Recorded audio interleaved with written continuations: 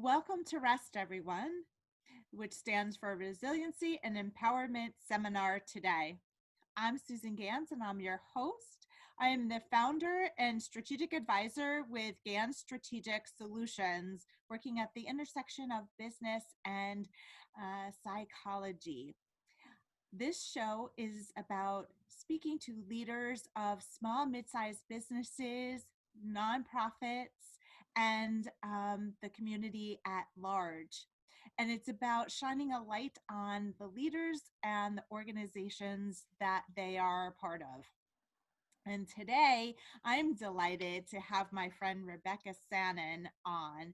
She is the president and CEO of the Health and Welfare Council of Long Island, HWCLI for short, which is an umbrella organization with a network of 150 nonprofits.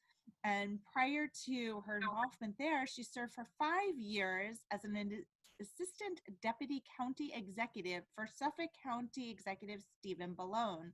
And for several years prior to that, Rebecca worked in the nonprofit sector, engaged in policy, planning and education, focus group development and facilitation, diversity and cultural competency training, early childhood professional development, and strategic planning in government and political capital development.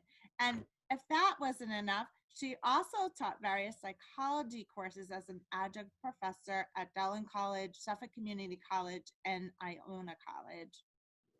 In addition to that, Rebecca is a Stein Scholar who earned her JD from Fordham University.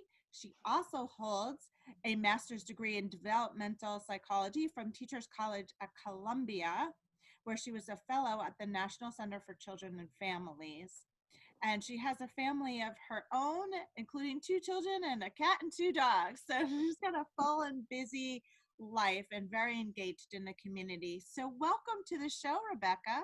Thank you. Thank you so much for having me. It is a delight for sure. We've been doing some work together on the census, and I'm sure we'll get to that. And it's been so inspirational to hear you speak about the census with such passion and lead all the various communities in this effort. Thank you. You're welcome. Before we get to that, let's go back in time a bit and talk about the early days of your career. How did you navigate? What drove you to get your developmental psychology degree and then the law degree, and then you're in all these different facets to then grow up to be president of a nonprofit? So tell us about your journey. Sure. So when I was in college, as an undergraduate, I was a psychology major, and I had an internship working in what Los Angeles had identified as the most violent area, the most violent block in all of LA, in a Head Start community, a Head Start program. And I fell in love with the opportunity to nurture resiliency in young children. We worked on a research project to figure out, given what these kids were exposed to, what types of skills would help them to be resilient. And we found out that problem-solving skills really addressed a lot of the psychosocial crisis that children had. And that was, my first sort of moment of falling in love with early childhood and the opportunity to really change the trajectory of children's lives. So after that, I worked in early education. I was an education director in Hempstead. Really loved the work that I did so tremendously, but felt frustrated because there were systems that were failing kids that were set up to serve them. For example, when a child needed funding for childcare, the certification process was so complicated, and parents would make mistakes and then kids would miss out on care. So I figured I needed to better understand the systems. I went to Columbia. It was a policy-driven program at Teachers College, and I came out of there excited that I had learned a lot more about policy, social policy in particular. I worked for a while as a professor. I worked for nonprofits, and my students would come and talk to me all the time about other systems that, were hurting families. And these were, legislation and legal systems that were set up, again, often well-intended, but failing our families. And I said, I need to know how to be a strong advocate. I feel very strong in terms of, my ability to teach and educate and and engage in direct service and community engagement and grassroots empowerment, but I need to be a strong advocate. So I went to law school with the intention not to practice law, but really to learn everything I could about how law is a tool for public interest. And that's why I applied to the Stein program, which is a scholar, a very competitive program for scholars who see law as an avenue for justice. So really had the opportunity to sort of grow up in law school around folks who were really justice minded and focus in that direction. And then I came out of law school and, started working again and found out that there was still a system I didn't understand, and that was politics. And I needed to understand how decisions got made politically. And so I immersed myself in politics, got super involved locally, got super involved in a county race, and then ultimately, was hired by County Executive Steve Malone in Suffolk County to work in government and to really understand how government works has been such an important part of the work that I do now, because what I've come to believe about advocacy is it's all about partnership. It's all about folks whose responsibility is really public service, working together cross-sector. That's how you and I met, Susan, Yeah. right? Through cross-sector work, because that's really what is necessary in order to raise up communities, in order to raise up opportunity for families. So I worked in government for 5 years and 5.5 years, I guess, and I loved it. Learned a tremendous amount, worked with outstanding colleagues, and wasn't necessarily looking for a shift. But I had followed the Health and Welfare Council and the Children's Defense Fund, two nonprofits for many years, really appreciated and valued their work. And when there was an opportunity for this position at Health and Welfare Council, I knew I couldn't pass it up. And I've been there now for 3 years, and it's been, just a absolute joy and privilege to be able to serve in this role and to be able to, use the skills that I've gained in having been in school for as long as I was and working through different systems to really start to shift the needle from looking at symptoms and how do we address the immediate crisis in people's lives, looking at systems and saying, it's time to solve some of these problems that are longstanding on Long Island. Solving them means that you have to identify them. You have to be willing to talk about institutional racism. You have to be willing to talk about segregation. You have to be willing to talk about things that folks sometimes seem to avoid, quite frankly, because they are at the crux of why we are who we are and why there is tremendous inequity across this region. But there is such opportunity, and Long Islanders are the most extraordinary people in the world. And I know that when we work together, we can build a new chapter that's going to serve everybody. Thank you so much for sharing your story. And what I love about your story is that you've identified something that you were curious about and wanted to make an impact on, and you took action. Not everybody goes the step of action, so I really honor you for taking the action. I want to go further on something that you had mentioned with respect to difficult conversations. And I'll call them courageous conversations, as there's a book about that. Tell me about, how do you open those conversations and how do you make it comfortable for people to talk about things that are uncomfortable and are very important and needed in society? So share that.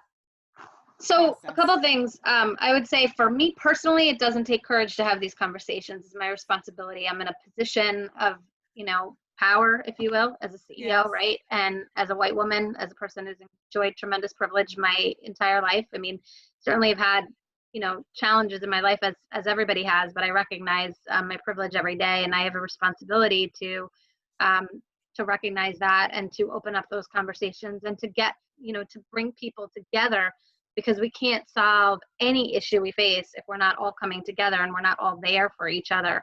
So the way I make these conversations comfortable is, first of all, by putting myself out there and saying, I recognize that there's a lot I have to learn every day. And I want people to correct me if I'm incorrect about something, if I misunderstand something.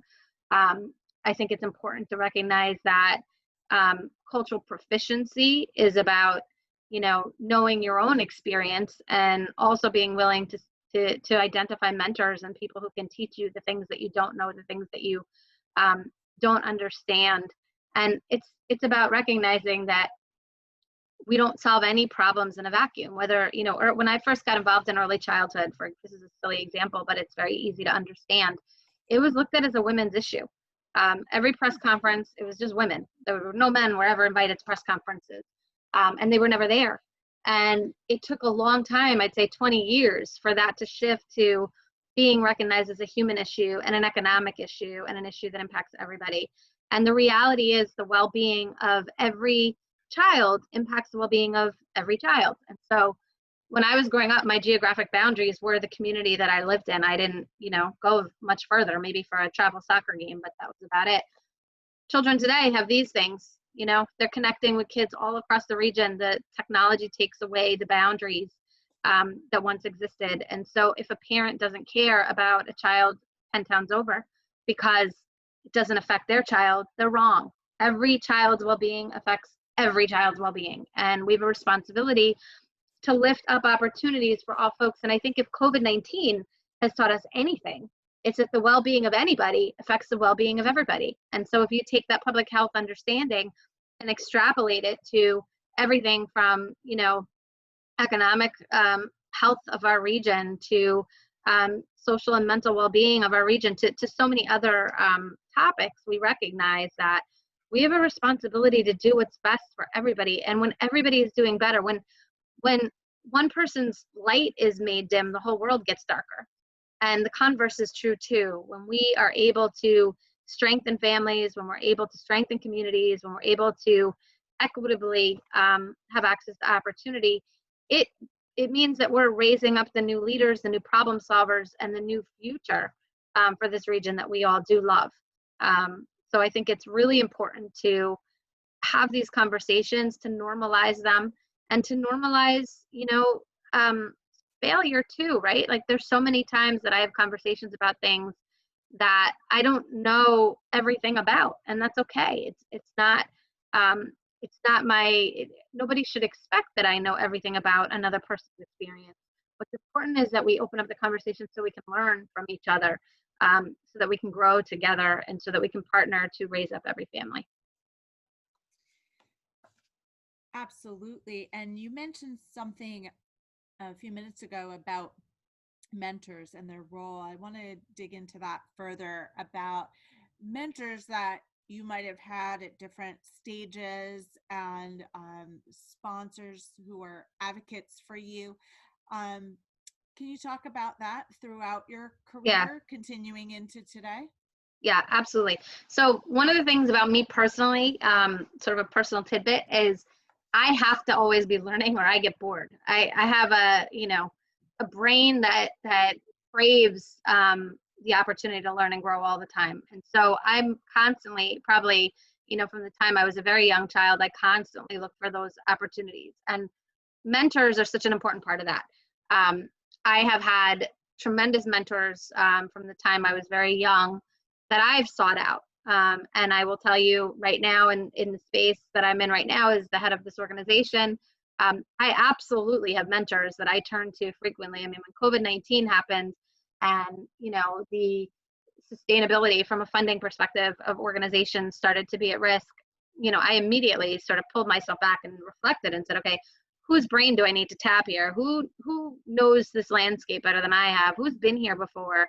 How do I, ask them for friendship and support? And I build those not just obviously in times of crisis, but all throughout the year. And I think mentors play different roles. I have mentors that, are there for me personally when there's something that I'm struggling with as a human being. There's mentors that I have who are there for me in different areas and different topics associated with the work that I do, who I go to for expertise.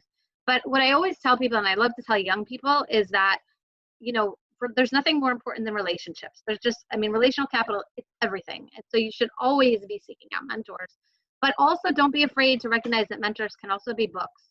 And mentors can also be pieces of literature. And mentors can also be, going back and reading and absorbing, the wisdom and the guidance that folks who have taken time to, to write about it, have a lot to share. And, I spend a lot of time reading. I don't have a lot of time these days, quite frankly, but when I do have time, I try very hard to read from different philosophies, from different perspectives. And I feel very mentored and very nurtured by that as well. And I love how you have this passion for learning. As somebody told me, you're either learning and growing or you're dying. Mm-hmm. Right. And I thought at one point when I finished graduate school, which was very rigorous, I was like, I'm just done learning for a while, but I realized there's still a lot to be learned. So I just needed a break from Yeah. learning.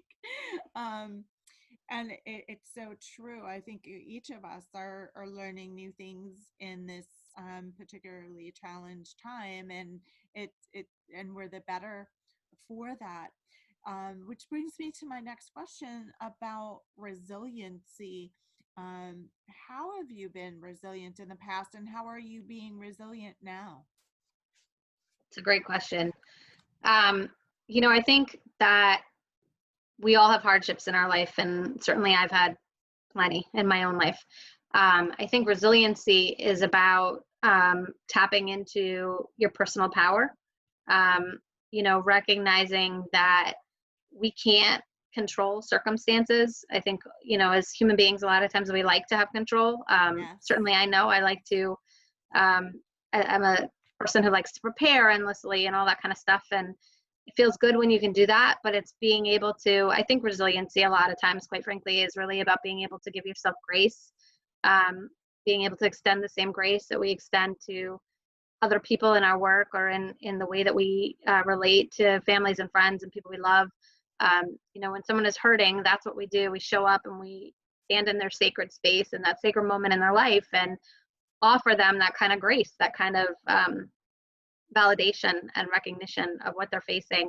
It's so hard to do that for yourself because we're not trained to do that for ourselves. I think resiliency is about giving yourself that grace and saying, it's okay not to be okay. It's okay to have a hard time right now, and also to map out what that path is out of that space, right? To work one step in front of the other every day outside of that space. And I think that that's on a personal level, but I think on a more global level, that's what we're doing right now as a region. Parents are learning how to use, technology they never thought they would learn, and, trying to learn Common Core math and all these things that I hear, right, every day to try to support their children. This is a hardship for them, and they're trying so hard to be resilient. We have families that right now don't know where their next meal is going to come from. And they're planning every day, what am I going to do? How am I going to deal with this? What is that process? The thing about resiliency is it doesn't mean that you were strong the whole time. And it doesn't mean that you are powerful and strong when you come out of it. It means that you are part of the human condition.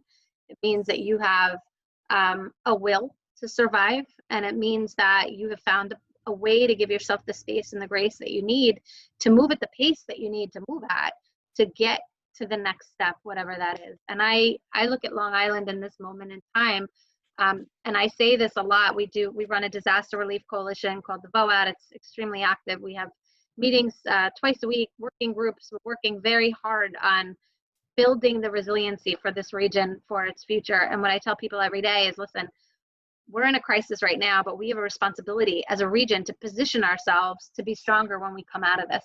So we have to stop staying in the space of the world is ending every minute, which is how many of us feel psychologically. And we have to start dreaming and envisioning. Resiliency is all about dreaming and envisioning and saying, what can it look like? Where can we get to? And Long Island will emerge stronger. We will emerge stronger. And we will, I believe, start looking at our world and saying, it's not about a new normal. It's about recognizing that there were lots of things that were not normal before. And that we need to change them. I look at the conversations that have been happening this week around the city versus the counties, right? So the city has said it's not opening its beaches, and the counties are saying, okay, people can come to the beach in limited fashion, but only county residents.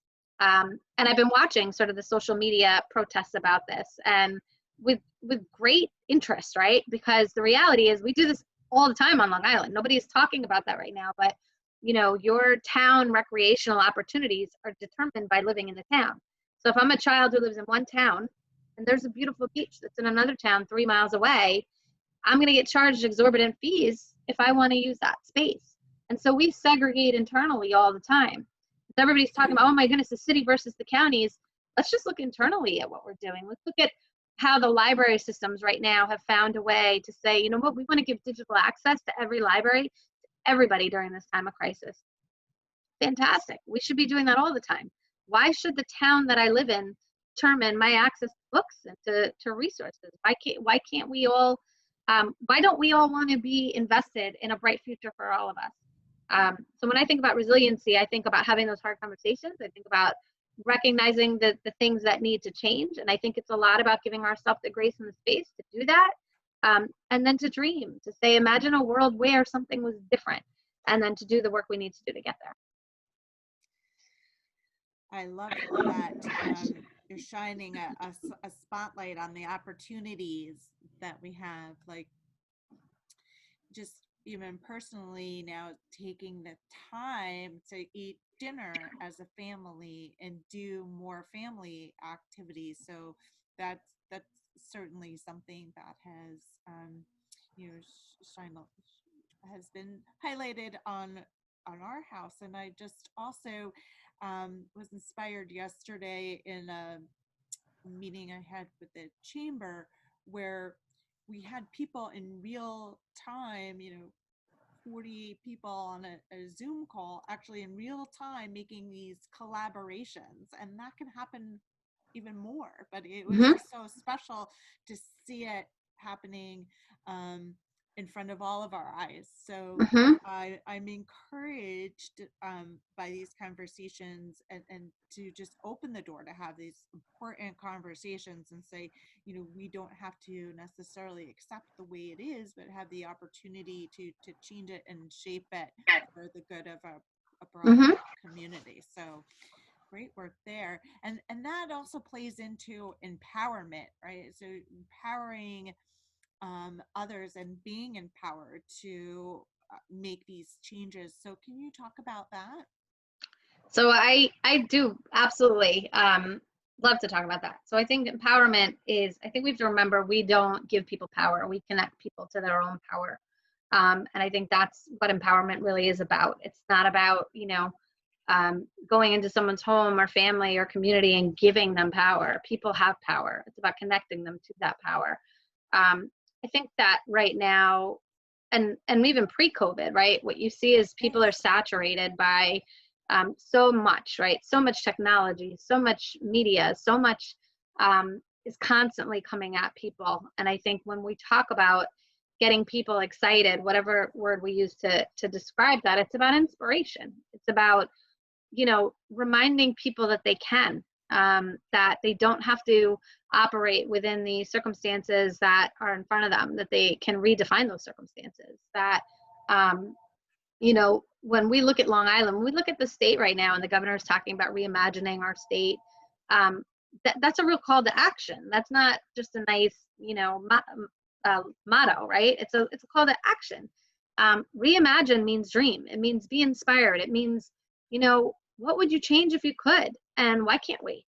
And let's use these opportunities to inspire each other, whether it's in our personal circumstances, our professional, whether it's about, policy, whether it's about changing our operating procedure as a region, which, look, we need to change. We have, 2 counties and 13 towns and 95 incorporated villages and 124 school districts. And, we have a very, very fragmented system here on Long Island. And it's hard for people when they need support and they need assistance to even figure out where to go and how to navigate, the complexity of it all. And we have a responsibility to say, okay, we got this moment of pause. Some of us haven't paused that much. It's been a little bit crazy, but let's be honest about that. But we've got this moment where we're not operating as business as usual. Let's use it and figure out what we need to do to inspire a much brighter future that is inclusive and that always has a lens on equity. Absolutely, 100% agreed. And I am now going to adopt your definition of empowerment and talk about it as connecting people to their own power. That really resonated for me. So What would you like people to remember about our conversation today? What is the takeaway that you would like people to focus on? Hope. I think right now people are, particularly in this moment in our history, people are feeling a sense of just absolute exhaustion, frustration, fear, not knowing when the end of this crisis is going to be. Usually, when there's a trauma, there's a beginning and an end, and it's pretty defined. And this is very different than that. So I think if there's anything I'd want to remind people of more than anything, it's to have hope, to be inspired, and to take the reins, whether it's your own life, whether it's your own organization, whether it's your community, take the reins and say, this is a moment in time where we can shift things, because it is. These are gifts. These crises, as painful as they are, and they're, I grieve with lots of folks who've lost loved ones. There are also opportunities to say to ourselves, okay, what do we need to change? How are we going to do it? What does that process look like? And so I want people to walk away feeling a sense of hope, feeling a sense of inspiration, and knowing that, they can contribute to the future that they want to see. Absolutely. I really appreciate these messages of hope and inspiration, and that's been a thematic through our conversation today. Before we do wrap up, I do want you to talk about the census, because that is an opportunity to shift things. So can Yeah, you remind people of why it's important for people to fill out the census? absolutely. So listen, the census is a once in 10-year opportunity to get funding for the region for 10 years. And it's critically important that we complete the census in a normal 10-year cycle. Now, more than ever, New York is in fiscal crisis, right? Our counties are the two most financially distressed counties in the state. Our state is facing a budget hole, the likes of which, certainly in my lifetime, we haven't experienced. Our schools are really very much frightened about what the funding mechanisms are going to look like for our schools. Our hospitals, our emergency resources, all of these things are funded using census data. So when we look at the fact that we were ill prepared in many ways for this crisis, when we look at the emergency resources we needed, when we look at the hospital infrastructure that we needed, much of this is funded using census data. In fact, Medicaid is the greatest program. I mean, the most dollars from census data go into Medicaid, right? And so making sure we have a strong medical system and infrastructure to capture a public health crisis is all about completing the census. Making sure we have the emergency resources for our amazing first responders. It's all about making sure we complete the census. Our schools, Title I, Title III, school lunches, IDEA funding, all funded using census data. Our roads, our infrastructure, our unemployment insurance, right? All of these things lean on making sure we have an accurate count, because if we don't, we get funded only for the amount of folks that the government knows are here. And the thing is, New York, and I think this has been highlighted by the governor a lot in the last couple of weeks, New York is the purse strings for much of the country. Long Island sends more money to Albany than we get back, and New York sends more money to DC than we get back. So this is very much about our fair share. It's about representation in government and not losing our voice in DC, which I think is more important than ever, as you see in a crisis like this, where New York is disproportionately represented as being the epicenter of disease in this moment in time. But this is really about making sure that we have what we need to recover and to be resilient. And quite frankly, it's up to us. I mean, if the dollars are going to be distributed, no matter what. So if Texas gets it, or Wisconsin gets it, or Washington gets it, and we don't, it's because we weren't counted. It's because we didn't do what we needed to do to get it done. And I get that there are fears. Title 13 protects folks from the data being shared with any other government entity. So it's not, if you're a landlord and you're renting out your house to too many families, town and county are not going to hurt you for that. Nobody's going to know based on your completion of the census. If you're a person who lives in a mixed status household, this information is not shared with ICE for immigration purposes.